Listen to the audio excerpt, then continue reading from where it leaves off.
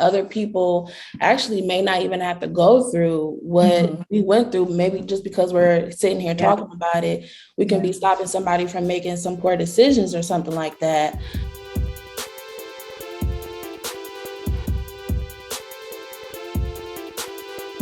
Some of my stories, I'm like, is it supposed to be shared with the world? Like, because once you put it out there, you can't take it back. So like, there are some things that, like, if I was to say, it would definitely be mouths dropped and open, like, Terrace? Like, are you kidding me? Like, yeah, me, like, like, and I do plan on sharing that with people, but my biggest thing is when the time is right, I just pray that when that time does come, that I'm not ashamed and I can go like full force like you did. Like, if I'm helping somebody, then this is what needs to happen. So I'm gonna hold on to that piece because that really is helpful. What advice would you give to someone who is trying to become an entrepreneur or an author?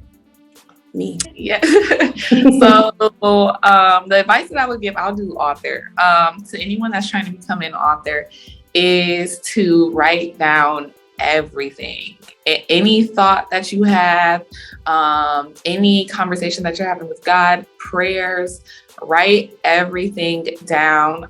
Even if you're like driving, sometimes I will like just get on my phone and like voice record like just thoughts that I'm having, even when I'm processing things that I'm going through myself, my own feelings.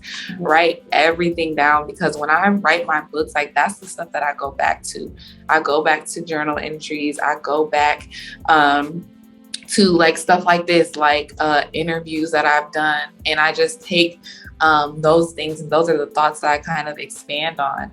And then also, don't be afraid to tell your story. Nobody can tell your story like you can tell your story. So tell on yourself. That's how I feel like when I wrote my books.